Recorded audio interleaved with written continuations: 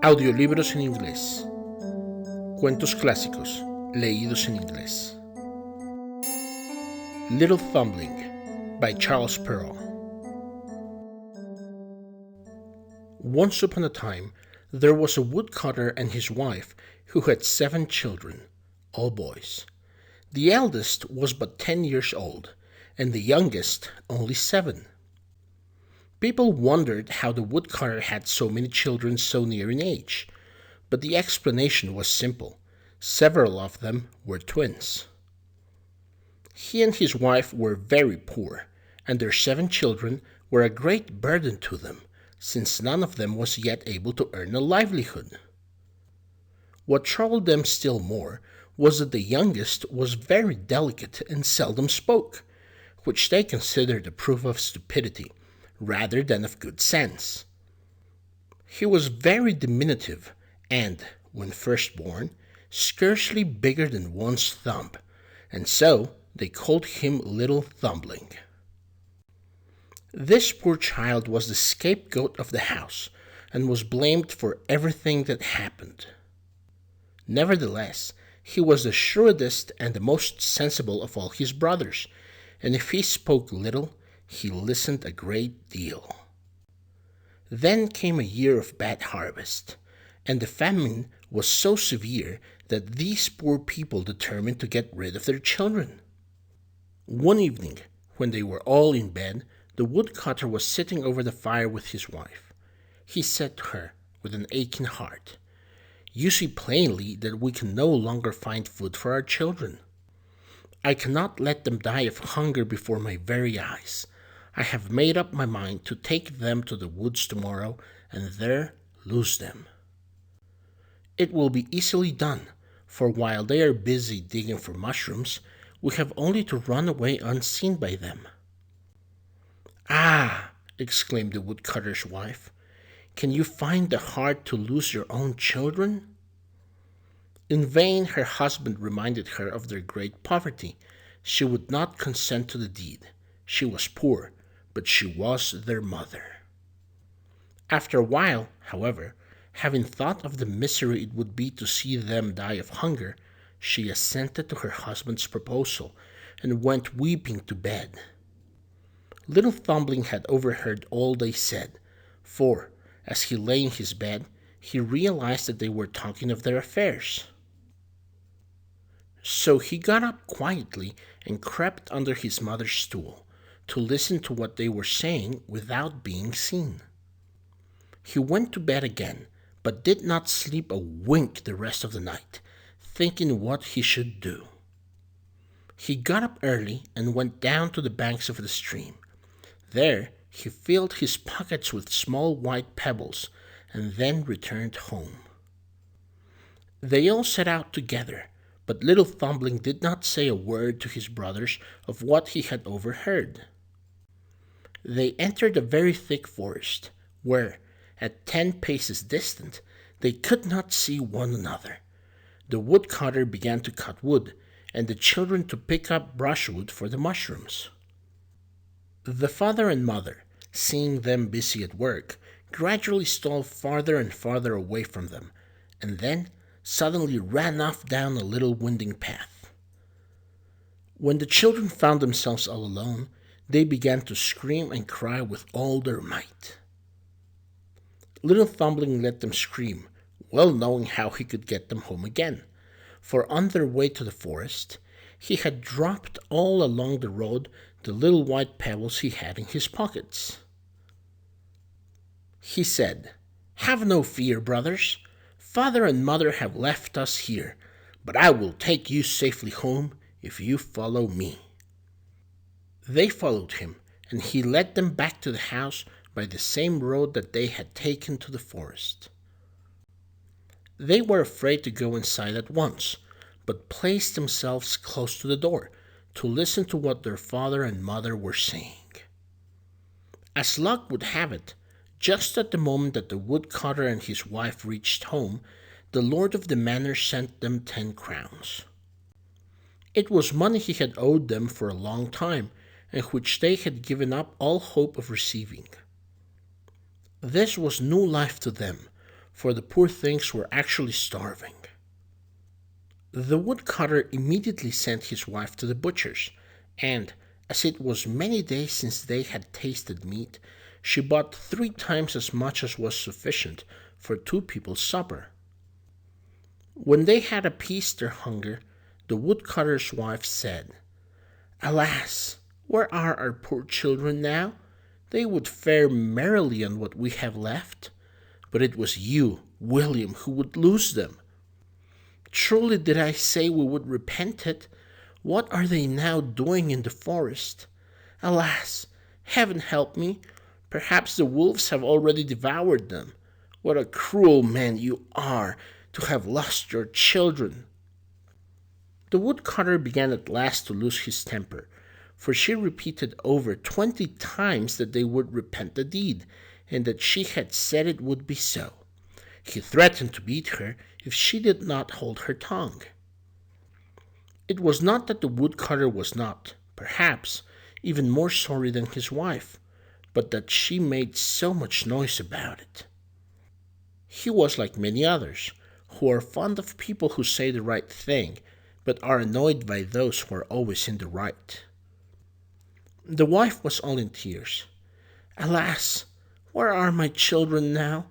My poor children!" She uttered her last cry so loudly that the children, who were at the door, heard her and began to call out all together, "Here we are! Here we are!" She rushed to the door to open it, and embracing them, exclaimed, "How thankful I am to see you again, my dear children!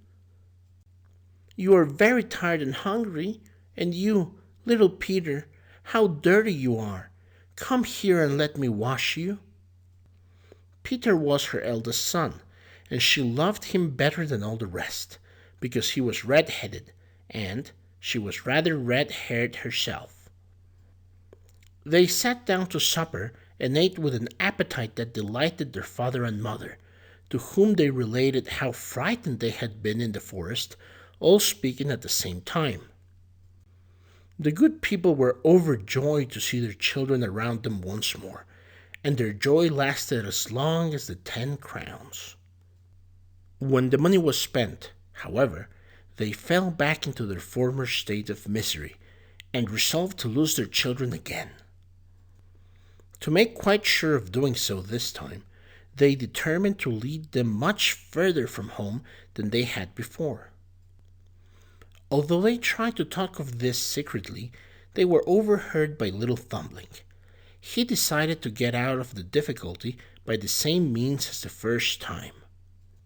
But despite getting up very early to collect the little pebbles, he did not succeed in his object. The house door was double locked. He was at his wits' end what to do. His mother gave each of them a piece of bread for their breakfast, and it occurred to him that he might make the bread take the place of the pebbles, strewing crumbs along the path as they went, and so he put his piece in his pocket.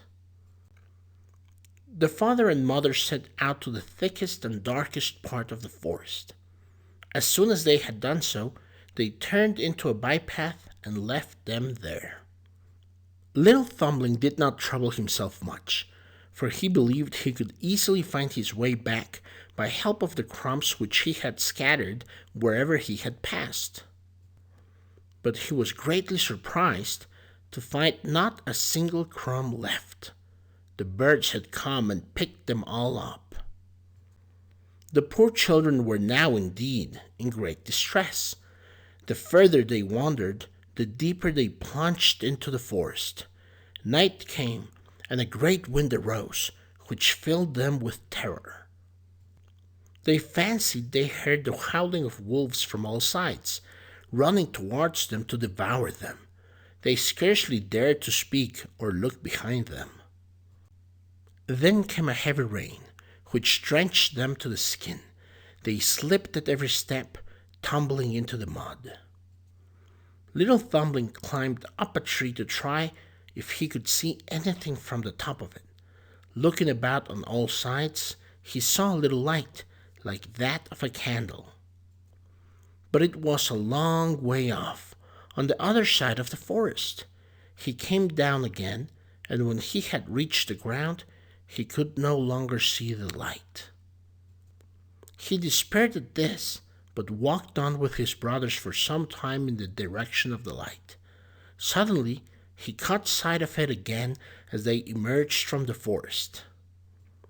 At length, they reached the house where the candle was shining. They knocked loudly at the door, and a good woman came to open it. She asked them what they wanted. Little Thumbling told her they were poor children who had lost their way in the forest, and who begged a night of lodgings for charity's sake. The woman, seeing they were all so pretty, began to weep, and said to them, "Alas, my poor children, to what a place have you come? Don't you know that this is the house of an ogre who eats little children?" "Alas," replied little Thumbling, who trembled from head to foot, as indeed did all his brothers. "What shall we do? We shall certainly be all eaten up by the wolves tonight, if you do not give us shelter." "In that case, we would rather be eaten by the ogre. Perhaps he might have pity upon us, if you are kind enough to ask him."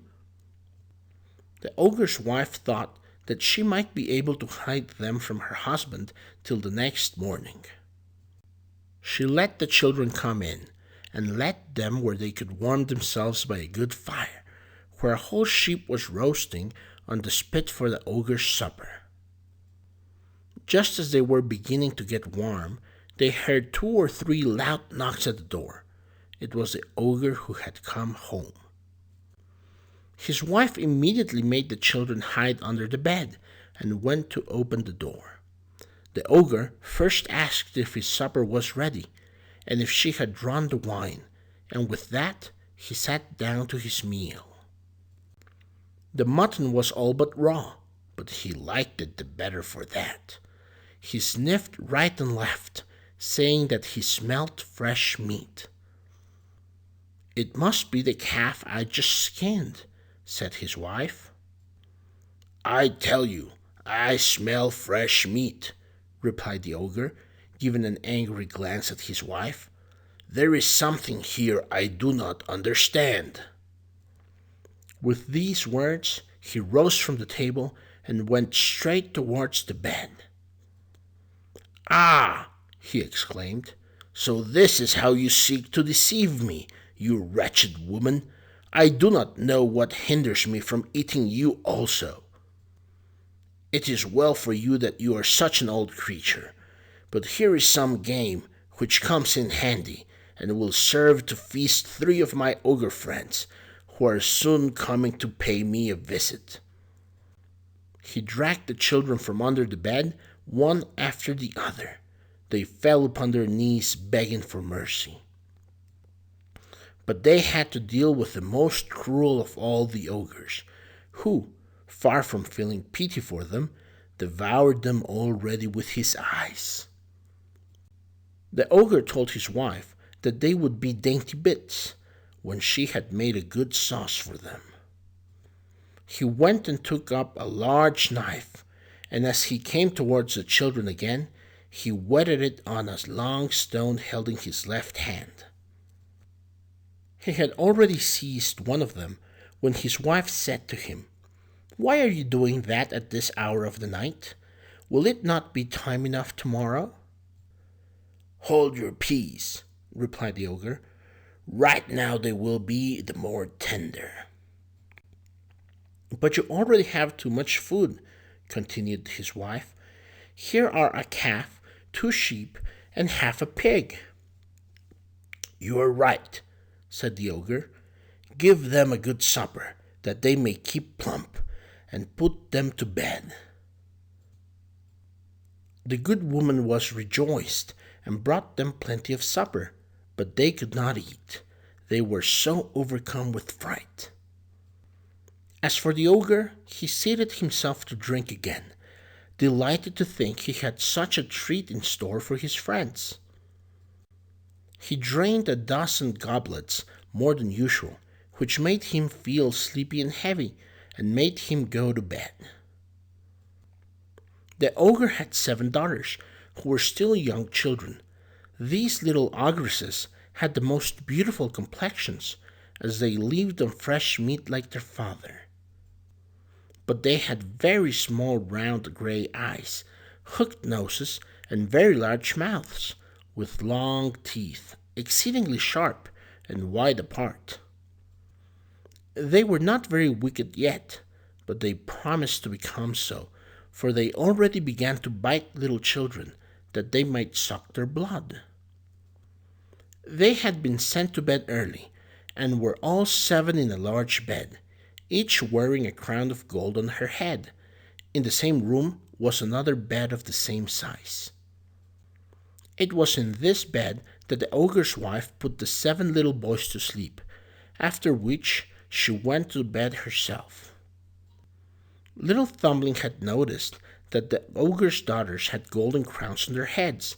He was afraid that the ogre might repent not having killed him and his brothers that evening. So he got up in the middle of the night, took off his own nightcap and those of his brothers, went very softly, and placed them on the heads of the ogre's daughters, first taking off their golden crowns. He placed the golden crowns on his brothers and himself, in order that the ogre might mistake them for his daughters, and his daughters for the boys whom he wanted to kill. Everything turned out as little Thumbling had expected. The ogre awoke at midnight, and regretted having put off till morning what he might have done the evening before. He, therefore, jumped suddenly out of bed, and seizing his great knife, said, "Let us go, and see how the young rogues are getting on. I will not think twice about it this time." So he stole on tiptoes up to his daughter's bedroom, and went up to the bed in which lay the little boys. They were all asleep except little Thumbling, who was dreadfully frightened when the ogre put his hand on his head to feel it, as he had in turn felt those of his brothers. The ogre, feeling the golden crowns, said, "Truly I was about to do a pretty piece of work. It's plain I drank too much wine last night." He then went to the bed where his daughters slept, and having felt the little nightcaps that belonged to the boys, he cried, "Aha! Here are our fine young fellows. Let us to work boldly." So saying, without pause, he cut the throats of his 7 daughters. Well satisfied with his deed, he returned and lay down beside his wife. As soon as little Thumbling heard the ogre snoring, he awoke his brothers and bade them dress themselves quickly and follow him. They crept down into the garden and jumped over the wall. They ran nearly all night long, trembling the whole time, and not knowing where they were going. The ogre, awaking in the morning, said to his wife, "Go upstairs and dress those young scamps you took in last night." The ogress was astonished at her husband's kindness, never guessing what he meant, and only fancying that he wished her to go and put on their clothes. She went upstairs, where she was horrified to find that her own children had been killed. The first thing she did was to faint, for it is the first thing that almost everyone does in similar circumstances. The ogre, fearing that his wife would be too long over the job he had given her to do, went upstairs to help her. His surprise was not less than had been his wife's, when his eyes fell on the frightful spectacle. "Ah, what have I done?" he exclaimed. "The young wretches will pay for it, and that at once."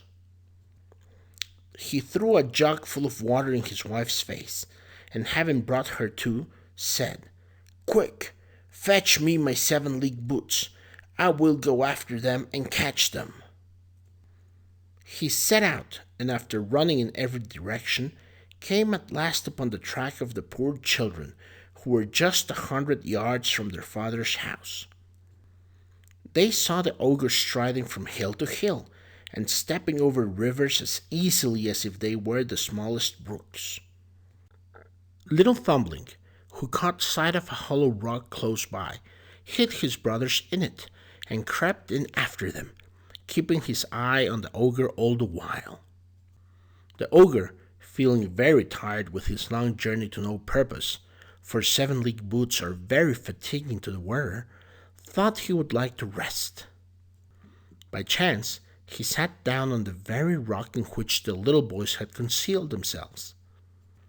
He was quite worn out, and had not rested long before he fell asleep, snoring so dreadfully that the poor children were just as frightened as they were when he took up the great knife to cut their throats. Little Thumbling was not so much alarmed, and told his brothers to run quickly into the house while the ogre was sound asleep, and not to worry about him. They took his advice and soon reached home. Little Thumbling then went up to the ogre, gently pulled off his boots, and put them on himself. The boots were very large and very long. But as they were enchanted boots, they had the quality of becoming larger or smaller according to the leg of the person who wore them, so that they fitted him as if they had been made for him. He went straight to the ogre's house, where he found the wife weeping over her murdered daughters. "Your husband," said Little Thumbling to her, "is in great danger. He has been seized by a band of robbers, who have sworn to kill him if he does not give them all his gold and silver. Just as they had their daggers at his throat, he saw me, and begged me to come and tell you what had happened to him. That you were to give me all his ready money, without keeping back any of it, or they will kill him without mercy." As time pressed, he insisted on my taking his 7-league boots, which you see that I have on, in order that I might make haste, and also that you might be sure I was not imposing upon you. The good woman, very much alarmed, immediately gave him all the money she could find, for the ogre was not a bad husband to her, although he ate little children. Little Thumbling, thus laden with all the ogre's wealth, hastened back to his father's house, where he was received with great joy. There are many people, however, who differ in their account of this part of the story, who pretend that Little Thumbling never stole the ogre's money, that he really only took the 7-league boots, as he felt no scruple in doing this, seeing that the ogre used them expressly for running after little children. These people assert that they have heard it from good authority, and that they have eaten and drunk in the woodcutter's house. They assure us that when Little Thumbling had put on the ogre's boots, he went to court, where he knew the king was in much trouble about an army which was within 200 leagues of the city, where they would be anxious to hear the result of the battle. They say he went to find the king, and told him that, if he wished it, he would bring him back news of the army before the end of the day. The king promised him a large sum of money if he did so. Little Thumbling brought news that very evening. This first journey made him well known, and he got whatever he chose to ask, for the king paid him most liberally for carrying his orders to the army.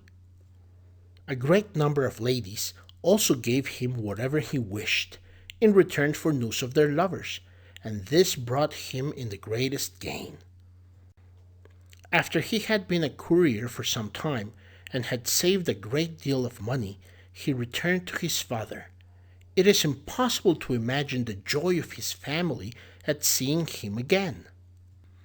He made them all comfortable, bought newly made offices for his father and brothers, and by these means established them all, making his own way at court at the same time. The end. Often it is the handsome boy, made alone his father's joy, while the tiny timid child is neglected or reviled. Notwithstanding, sometimes he lives of all the prop to be.